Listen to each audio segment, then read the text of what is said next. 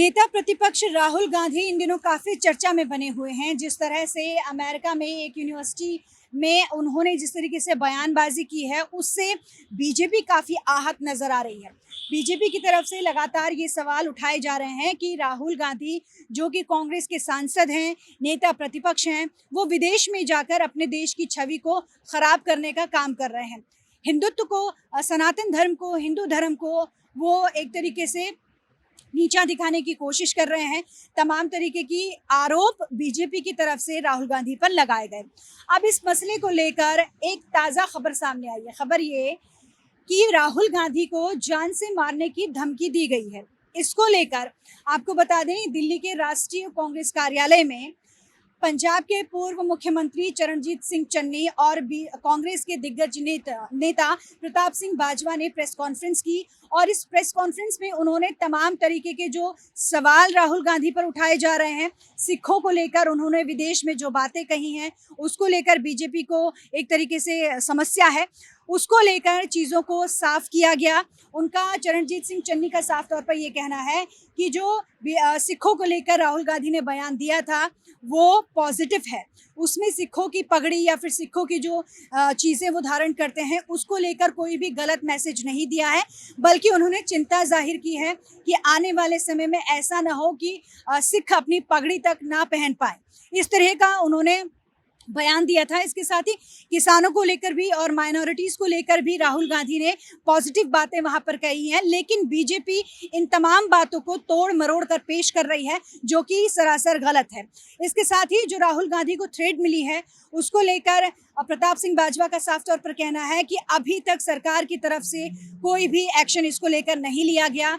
नेता प्रतिपक्ष के खिलाफ इस तरीके की बयानबाजी की, उन्हें जान से मारने की धमकी, जैसा हश्र उनकी दादी का किया गया सेम वैसा हश्र आपका भी होगा, इस तरह का थ्रेट मिलने के बावजूद भी सरकार की तरफ से कोई एक्शन क्यों नहीं लिया गया।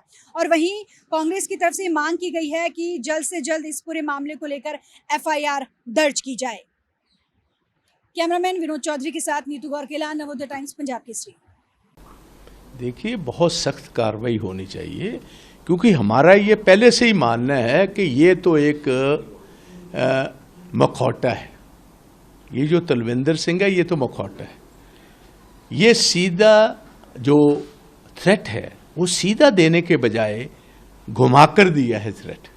अगर कल कोई ज़्यादा प्रेशर पड़ेगा तो इस पर केस कर देंगे जी। सीधा होता तो इसका असर सारे देश में और इंटरनेशनली जाता।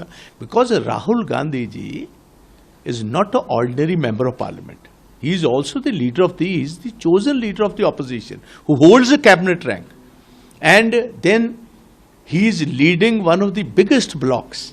गवर्नमेंट का और इनका 10, 15, 20 सीटों का ही फर्क है, ज्यादा नहीं।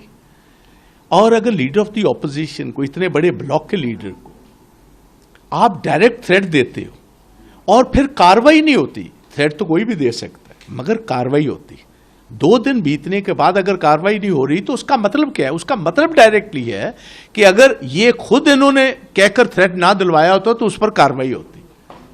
It's a similar thing what has happened with Kangana Ranaut. जब देखा कि हरियाणा में और दूसरी जगह पर इसका असर पड़ सकता है बयान का, खुद अपने आप को डिस्टेंस अवे कर लिया, एक्शन कुछ भी नहीं लिया। सेम इज द केस है।